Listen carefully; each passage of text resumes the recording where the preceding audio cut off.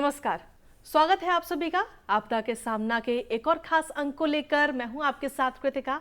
आपदा का सामना, दरअसल ये खास कार्यक्रम हम आपके लिए लेकर आते हैं जिससे कि आपदा अगर आपके सामने कभी भी आती है तो उसका कैसे आप सामना करें, क्योंकि कई आपदा जब आती है तो कई सारी चुनौतियां भी अपने साथ लेकर आती है। कहते हैं कि तैयारी में ही है समझदारी। तो इसी समझदारी को बढ़ाते हुए आज हम बात करेंगे बाढ़ को लेकर कि बाढ़ जैसी चुनौती का किस तरीके से सामना करें। साथ ही अगर इस चुनौती जब आती है तो एसडीआरएफ और एनडीआरएफ किस तरीके से अपनी भूमिका निभाती है, इसको लेकर बात करेंगे। आज के इस खास अंक में हमारे साथ में दो मेहमान हमारे साथ जुड़ रहे हैं, साथ ही एक मेहमान हमारे साथ ऑनलाइन भी जुड़ेंगे। तो कौन कौन से वो मेहमान हैं, सबसे पहले उनसे आपको रूबरू करा देते हैं। हमारे साथ में स्टूडियो में इस वक्त मौजूद है एनडीएमए के सदस्य कृष्णा एस वत्स जी। वत्स साहब, आपका बहुत बहुत स्वागत है।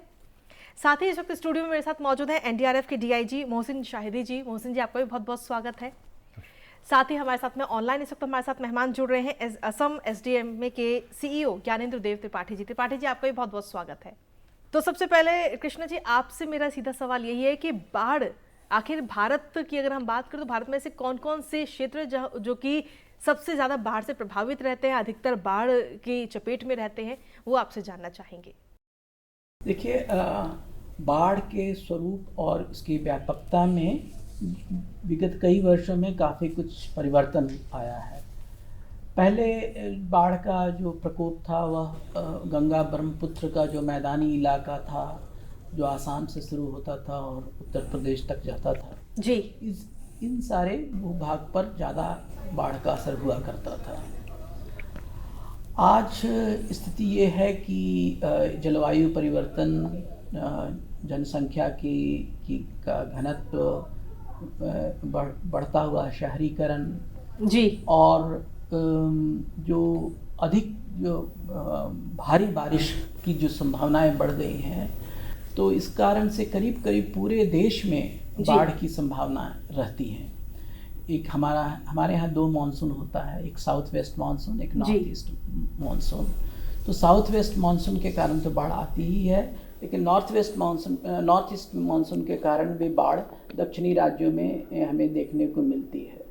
तो अभी करीब करीब जो है पश्चिमी क्षेत्र भी हैं और दक्षिणी राज्य हैं, सारे राज्यों में हमें बाढ़ की समस्या देखने को मिल रही है। पहले जो बाढ़ हुआ करता था वो रिवराइन फ्लड्स, जिसको ना नदियों में पानी बढ़ना, जल स्तर का ऊंचा उठना, उसके कारण जो पानी का फैलाव हुआ करता था। अब जो है शहरी क्षेत्रों में भी बाढ़ की समस्या हो गई है। जब कभी भी 200 या 300 मिलीमीटर बारिश होती है तो शहरों में बाढ़ आ जाती है। तो हम बाढ़ की समस्या जो है एक राष्ट्रीय समस्या हो गई है। और इन्हीं सब बातों का ध्यान रखते हुए जो बजट जो पेश किया गया उसमें आसाम के लिए और बिहार के लिए बाढ़ की समस्या से जूझने के लिए राशि की व्यवस्था की गई है और एक विशेष कार्यक्रम चलाने की बात कही गई है। तो राष्ट्रीय सरकार जो है इस बात से पूरी तरह से अवगत है और बाढ़ की समस्या को कम से कम किया जाए, इसके लिए पूरी तरह से क्रियाशील है। लेकिन एक बात और भी है कि बाढ़ की समस्या यदि बढ़ रही है तो हमारी जो प्राण हानि की जो संख्या है, मृत्यु की संख्या है, उसमें निश्चित रूप से गिरावट आई है। और इसका मुख्य कारण है कि हम राज्य स्तर पर, जिला स्तर पर और शहरों के स्तर पर हम ज़्यादा तैयारी कर रहे हैं।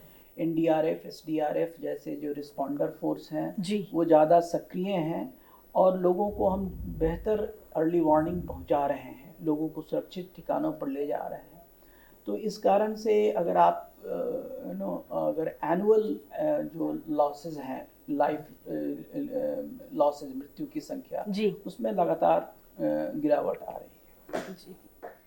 मोहसिन जी, अगर बाढ़ की जब हम बात कर रहे हैं तो एनडीआरएफ की भी काफ़ी अहम भूमिका रहती है। तो जैसे ही आपके पास में बाढ़ की कोई जानकारी पहुंचती है तो आपकी टीम किस तरीके से रेस्क्यू ऑपरेशन तक पहुंचती है, क्या पूरा प्रोसीजर रहता है, कितनी तत्परता के साथ टीम वहां पर पहुंचती है? जी, जो फ्लड वाटर रेस्क्यू ऑपरेशंस है एनडीआरएफ का, मैं आपको बताना चाहूँगा कि ये सबसे लंबी अवधि का ऑपरेशन है जो जून से लेकर के अक्टूबर तक चलता है। और अगर उसमें आप नॉर्थ ईस्ट मानसून्स को ले लें, नवंबर दिसंबर, तो तकरीबन 7 से 8 महीना ये हमारा एक लंबा एंगेजमेंट रहता है। और इसमें जो हमारी टीम्स हैं वो मोबिलाइज होती हैं बहुत ही लार्ज स्केल पर। लॉजिस्टिक्स जो मोबिलाइज होता है, एक लगातार कोऑर्डिनेशन रहता है स्टेट और डिस्ट्रिक्ट फोर्सेस से, अर्ली वार्निंग एजेंसीज से। इसमें मैं आपको संक्षिप्त में बताना चाहूँगा कि एनडीआरएफ का जो ऑपरेशन है वो मुख्यतः 5 फेजेज़ में किया जाता है। सबसे पहला जो हमारा जो स्टेज होता है वो प्रिपरेटरी स्टेज होता है, जिसमें बेसिकली हम टीम्स को ईयर मार्क करते हैं, उनकी तैयारी करते हैं। जो हमारे पास एसओपीज़ हैं, नए लोग आते हैं, ज्वाइन करते हैं एनडीआरएफ में, तो उनको फैमिलाइज किया जाता है उस एसओपी से, स्टैंडिंग ऑर्डर्स के बारे में। और जो हमारी टीमें हैं उनका जो क्या प्रिपेयर्डनेस है, इक्विपमेंट्स प्रोफाइल क्या है, जो मॉक एक्सरसाइजेज होती हैं, टेबल टॉप एक्सरसाइजेज होते हैं, और अर्ली वार्निंग एजेंसीज के साथ जो समन्वय होता है, ये सब पर गौर किया जाता है ये प्रिपरेटरी फेज़ में। इसके बाद बेसिकली एक एक्टिवेशन फेज़ होता है, जिसमें जैसे ही सूचना मिलती है कि कुछ घटना हुई है, हमारी टीम्स को एक्टिवेट कर दिया जाता है और हम खुद अपने लेवल पर मॉनिटर करते हैं। डेवलपिंग सिचुएशन अगर होती है और ऐसा लगता है कि अब ये सिचुएशन आने वाली है जिसमें एनडीआरएफ की भूमिका होगी, तो पहले से ही हमारी जो है तैयारी हो जाती है इस एक्टिवेशन फेज़ में। इसके बाद एक मोबिलाइजेशन फेज़ होता है, जिसमें ख़ास तौर पर फ्लड वाटर रेस्क्यू के लिए हम टीम्स को प्री पोजिशनिंग करते हैं। उनको पहले से तैयार किया जाता है, जो खासकर वल्नरेबल एरियाज़ है उसमें। और हमारा एक सिस्टम है जिसमें टीम्स ऑन व्हील्स होते हैं, अलर्ट टीम्स होती हैं, जो जैसे ही सूचना मिलेगी या उनका डिमांड होगा तो आधे घंटे के अंदर, 30 मिनट के अंदर उनको कैंप से बाहर निकलना है। ये लगातार हमारी 2 टीमें हर बटालियन की तैनात रहती हैं, हमेशा 24/7। तो ये जब मोबिलाइजेशन फेज़ होता है, उसमें जो लोकेशंस है वहाँ पर जाने के बाद जो हमारी टीम्स हैं वो फैमिलाइजेशन एक्सरसाइजेस करती हैं, कम्युनिटी अवेयरनेस प्रोग्राम्स करते हैं, स्कूल सेफ्टी प्रोग्राम्स करते हैं, ताकि एक जनरल अवेयरनेस जो है पैदा किया जाए फ्लड से बचाव करने के लिए। इसके बाद एक हमारा जो डिप्लॉयमेंट फेज़ होता है, ऑपरेशनल फेज़, वो आता है, जिसमें टीम्स को तैनात किया जाता है, बेस ऑफ ऑपरेशन बनाया जाता है और जॉइंट ऑपरेशंस या इंडिविजुअल ऑपरेशंस करते हैं। और लास्ट में जब ऑपरेशंस खत्म होता है तो डी इंडक्शन होता है, जिसको डी मोबिलाइजेशन बोलते हैं। और इसमें टीम्स जब काम खत्म हो जाता है, विड्रॉ करती हैं या जो नॉर्मलसी आ जाती है, तो उसके बाद अन्य जगह पर उनको तैनात किया जाता है। जी, शुक्रिया मोहसिन जी। अगला सवाल ज्ञानेंद्र जी मेरा आपसे है, क्योंकि जब भी किसी भी जगह पर बाढ़ आती है तो सबसे अहम भूमिका और सबसे पहले जो टीम पहुंचती है वो होती है एसडीएमए की, और आप असम एसडीएमए के सीईओ हैं, तो आपसे जानना चाहूँगी कि जब आपके क्षेत्र में बाढ़ आई तो ऐसे कौन कौन से उपाय थे जो आपने सबसे पहले अपनाए? तो हम लोग असम में चूंकि बाढ़ प्रतिवर्ष लगभग आती है, और इस हिसाब से हमारे यहाँ 1 मई से लेकर के और 31 अक्टूबर तक ये जो सीजन है, इसको फ्लड सीजन के रूप में स्टेट की तरफ से डिक्लेयर किया जाता है। हमारी सारी प्रिपेयर्डनेस 1 मई के पहले कंप्लीट करनी होती है, और ये प्रिपेयर्डनेस हमारी जनवरी के महीने में शुरू हो जाती है। जनवरी, फरवरी, मार्च, अप्रैल, इन महीनों में हम तैयारियां करते हैं और उसके बाद फिर 1 मई से लेकर के 31 तक हमारा रिस्पांस फेज रहता है, और उसी में रिकवरी और रिकंस्ट्रक्शन का फेज भी रहता है। जैसा कि हमारे एनडीएमए के माननीय सदस्य वत्सा सर ने बताया कि एक कोऑर्डिनेटेड एक्शन के तहत जब हमारी प्रिपेयर्डनेस होती है, तो उससे हमारे जो रिस्पांस की क्वालिटी है वो दिन प्रतिदिन और उत्तरोत्तर जो है उसमें प्रगति होती जा रही है। जैसे कि हम 2022 में असम में एक बहुत ही बड़ी फ्लड का सामना करना पड़ा था। इस बार की फ्लड उससे ज़्यादा एक्सटेंट में थी, लेकिन ऐसा लगा कि हम लोग इस बार ज़्यादा प्रिपेयर थे और उसको बहुत अच्छे से जो है हैंडल करने में सफल रहे। मैं यहाँ पर निश्चित रूप से एनडीआरएफ के रोल को जो है हाईलाइट करना चाहूँगा, क्योंकि एनडीआरएफ का जो ये प्री पोजिशनिंग का सिस्टम है, ये हमारे प्रिपेयर्डनेस का बहुत ही मुख्य अंग होता है। असम में हमने 8 जगहें सुनिश्चित की हुई हैं, जो कि एनडीआरएफ के साथ बातचीत करके, और उन 8 जगहों पे 14 यूनिट्स एनडीआरएफ की तैनात हैं। और उसको लेकर के पूरे असम में इस बार जो हमारी 2 फेजेस में फ्लड आई, वेव 1 थी, उसके जो रीमल के तुरंत बाद शुरू हुई, इसके बाद फिर वेव 2 जो कि मानसून के आने के बाद जून के महीने में शुरू हुई, वो अब तक भी चल रही है।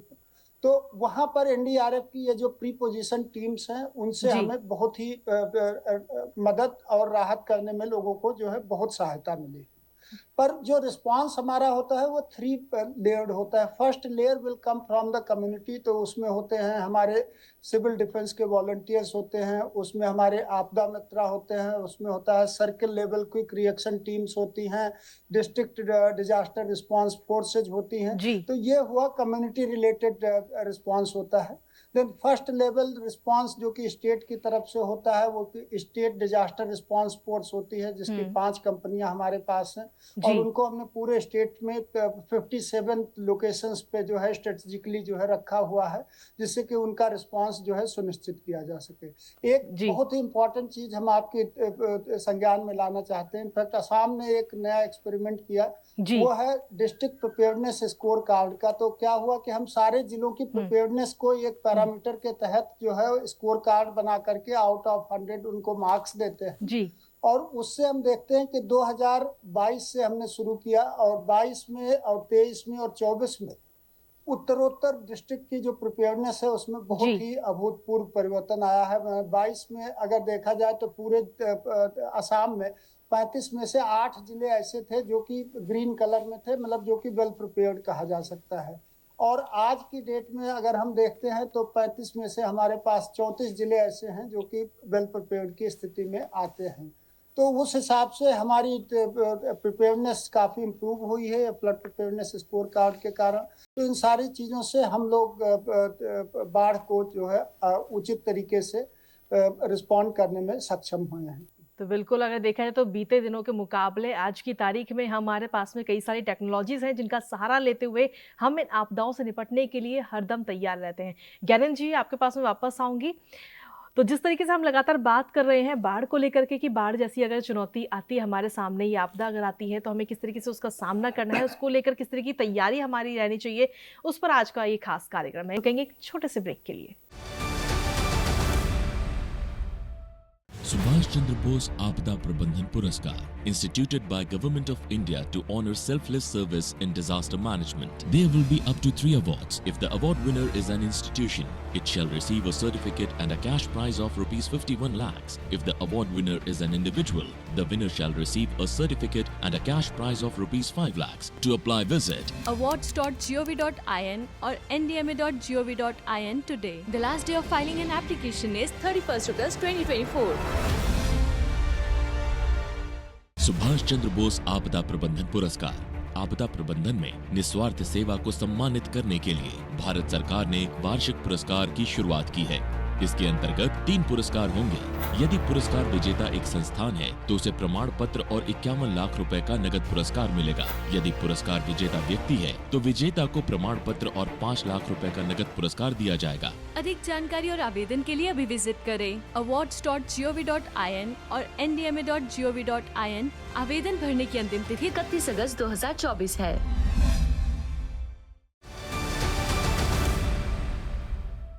और ब्रेक के बाद एक बार फिर से स्वागत है आप सभी का। लगातार आज के इस खास कार्यक्रम में हम बात कर रहे हैं कि बाढ़ जैसी आपदा से निपटने के लिए किस तरीके की तैयारियां हमारे साथ रहनी चाहिए। कृष्णा जी, मेरा अगला सवाल आपसे है कि जब किसी भी क्षेत्र में बाढ़ आती है तो ऐसे में जो हताहतों की संख्या है उसको किस तरीके से कम किया जा सकता है, साथ ही बाढ़ प्रभावित जो राज्य हैं उनके साथ एनडीएमए किस तरीके से कोऑर्डिनेट करती है, अपना समन्वय बिठाती है।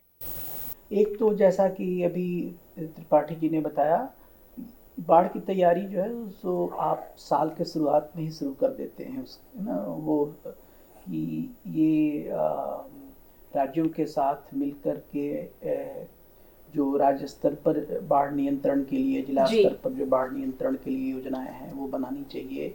हमारा एक राज्यों के साथ विचार विमर्श होता है और कई बार ये विचार विमर्श होता है ताकि वो फ्लड प्रिपेयर्डनेस प्लान हम बना सकें।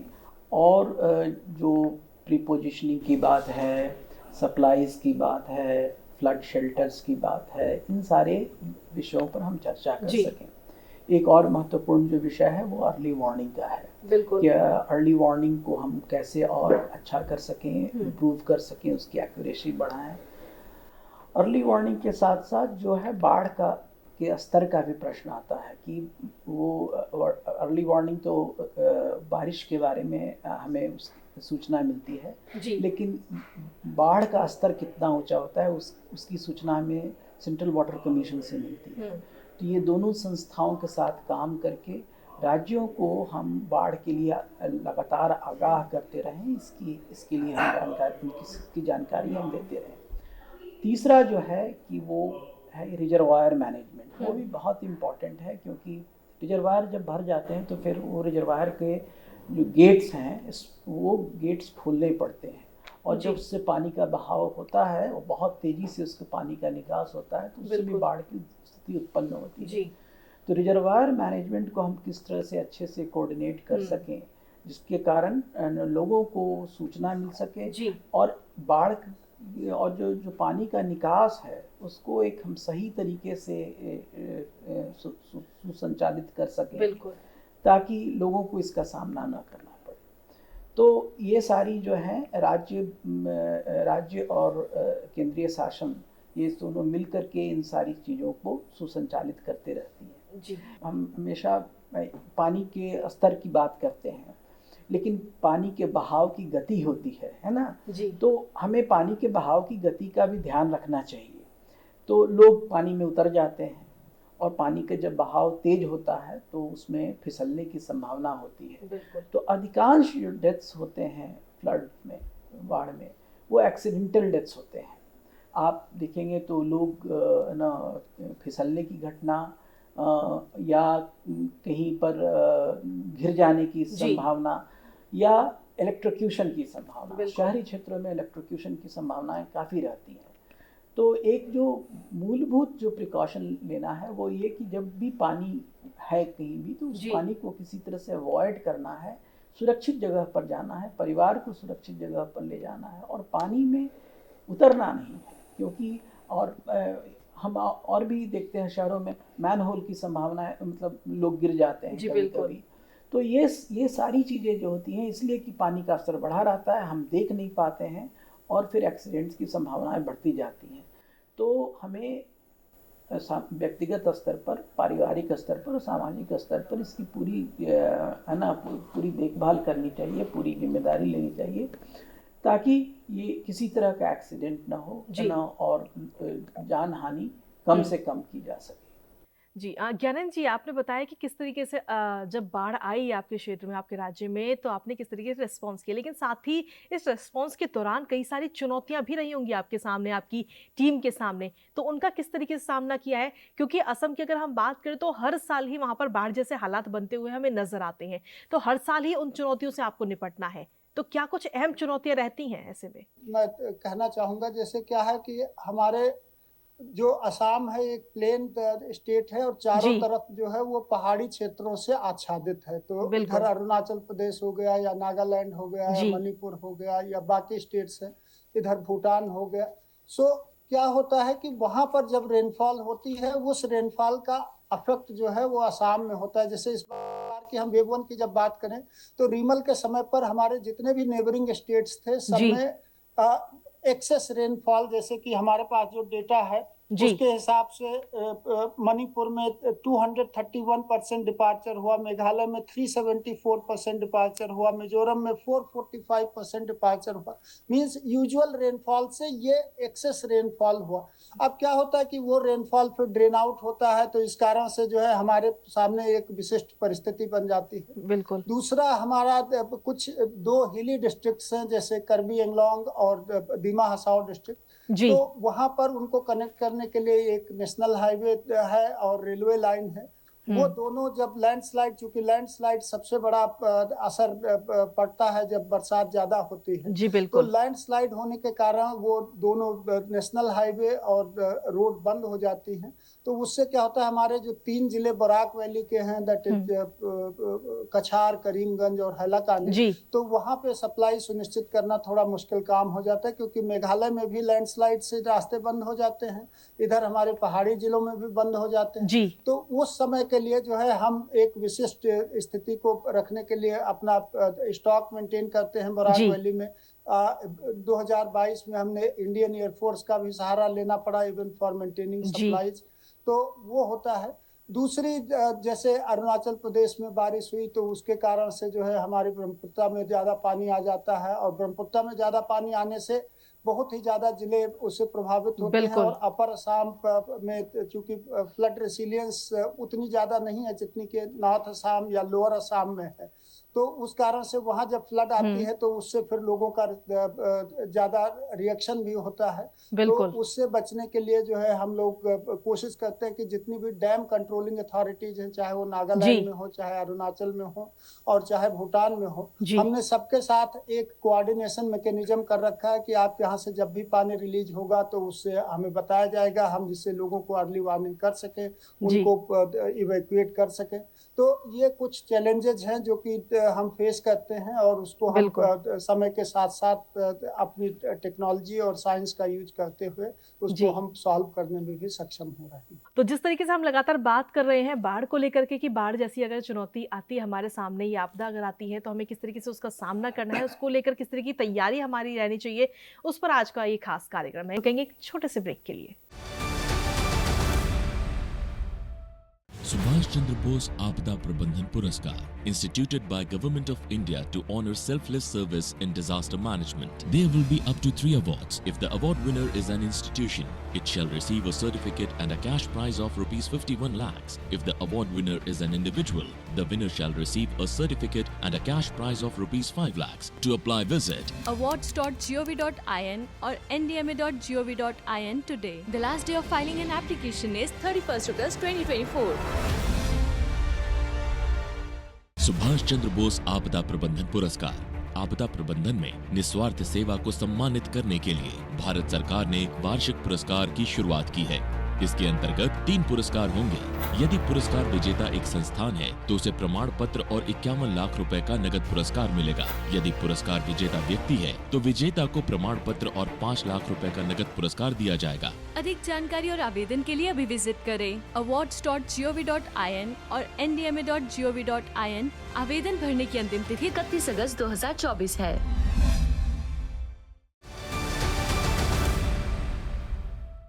और ब्रेक के बाद एक बार फिर से स्वागत है आप सभी का। लगातार आज के इस खास कार्यक्रम में हम बात कर रहे हैं कि बाढ़ जैसी आपदा से निपटने के लिए किस तरीके की तैयारियां हमारे साथ रहनी चाहिए। मोहसिन जी, क्योंकि अगर हम बात करें एनडीआरएफ की, तो एनडीआरएफ के पास जब ऐसी कोई जानकारी पहुंचती है तो कई सारी चुनौतियां भी आपकी टीम के सामने आती होंगी। तो ऐसे में क्या कुछ वो अहम चुनौतियां रहती हैं एनडीआरएफ के लिए? साथ ही क्या हमारे पास में ऐसा कोई यंत्र है जो पहले से ये बता सके कि ज़्यादा बारिश होने वाली है? ज़्यादा बारिश का तो चलो अंदाज़ा फिर भी हमारी जो आईएमडी की टीम है वो लगा लेगी, लेकिन बाढ़ जैसे हालात बन जाएंगे, क्या इसको जानने के लिए किसी प्रकार की कोई टेक्नोलॉजी आज हमारे पास में उपलब्ध है?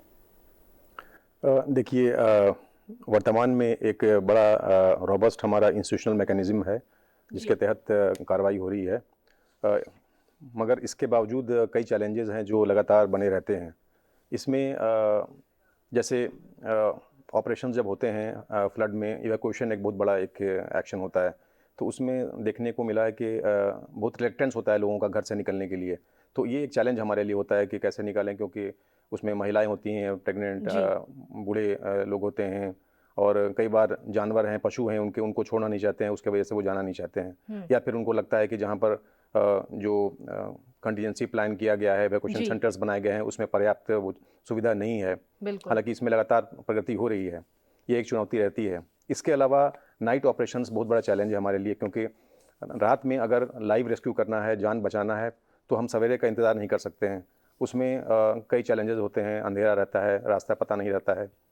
फिर एक स्विफ्ट वाटर जो एक रेस्क्यू होता है खासकर पहाड़ों पर, उसमें भी एक कैलकुलेटेड रिस्क लेना पड़ता है कि बहाव बहुत ज़्यादा होता है, तो उसमें हम कैसे बोट्स को अंदर डालेंगे और एक रेस्क्यूअर्स की सेफ्टी को भी जो है वो कायम रखा जाए, ये एक चैलेंज रहता है। इसके अलावा जो रिलीफ मटेरियल का डिस्ट्रीब्यूशन होता है वो भी बड़े पैमाने पर होता है, और स्टेट्स के साथ मिलकर एनडीआरएफ जो है, एसडीआरएफ ये काम करते हैं। इसमें कई बार लॉ एंड ऑर्डर प्रॉब्लम्स हो जाता है, उसको देखना पड़ता है। अर्बन फ्लडिंग जैसा मेंबर एनडीएमए ने कहा कि एक चैलेंज है, क्योंकि यहाँ पर लेन्स बाय लेन्स होते हैं जिसमें हमारी बोट्स नहीं जा सकती हैं, वहाँ पर पैदल चलना पड़ता है, और मैनहोल्स होते हैं, इलेक्ट्रिक्यूशन का डर होता है, और कई बार जो है मेन इशू जो होता है वहाँ पर ड्रिंकिंग वाटर प्रॉब्लम्स होती है, तो रेस्क्यू से ज़्यादा रिलीफ मटेरियल्स को पहुँचाना, ये सब चैलेंजेस होता है। इसके अलावा ये भी देखने में आया है कि जो बेसिकली एक चैलेंज है हमारा कि हम कैसे वर्स्ट केस सिनेरियो के लिए प्रिपेयर करें, और उसमें जो मैन पावर है, लॉजिस्टिक्स है, उसको पहले से तैयार हालत में रखें। इसमें 2-3 जो चैलेंजेस हैं, जैसे फ्लैश फ्लड्स आते हैं। खासकर अभी आपने देखा होगा उत्तराखंड में फ्लैश फ्लड्स आए थे चमोली में, जहाँ पर कटाव हो गया और रास्ता बंद हो गया। बल्कि हमारी भी टीम थी और हम वहाँ तक भी नहीं पहुँच पा रहे थे। 1-2 दिन के बाद ये रिस्टोर हुआ और फिर लोगों को निकाला गया।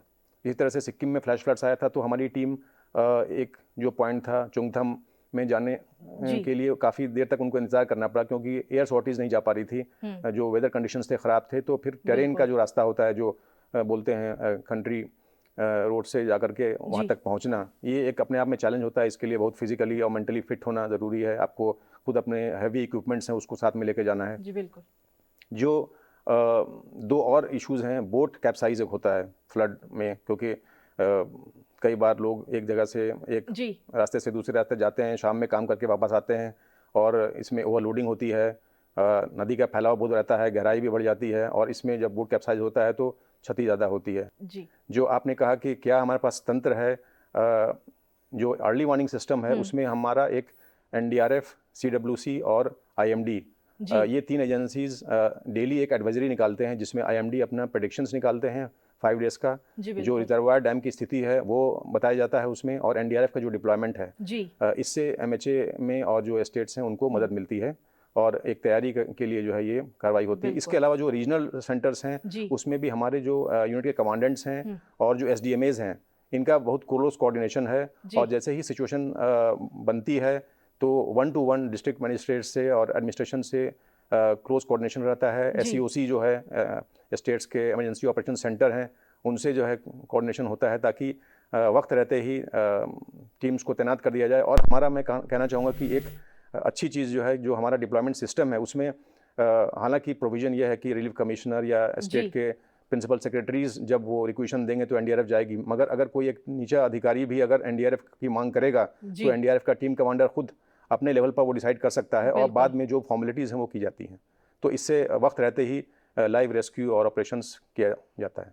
चलिए, बहुत बहुत शुक्रिया आप तीनों ही मेहमानों का अपना कीमती समय आज हमारे इस खास कार्यक्रम को देने के लिए। तो जिस तरीके से आज के इस खास कार्यक्रम में हमने जाना कि बाढ़ जैसी जब आपदा आपके सामने आती है तो उससे निपटने के लिए तमाम जो रेस्क्यू टीम है, किस तरीके से रेस्क्यू ऑपरेशन वहाँ पर चलाए जाते हैं, कैसे और किन किन चुनौतियों का सामना करके लोगों की जान को बचाया जाता है, आज के इस खास कार्यक्रम में हमने जाना। फिलहाल आज के इस खास कार्यक्रम में इतना ही। मुझे और हमारी पूरी टीम को दीजिए अनुमति। नमस्कार।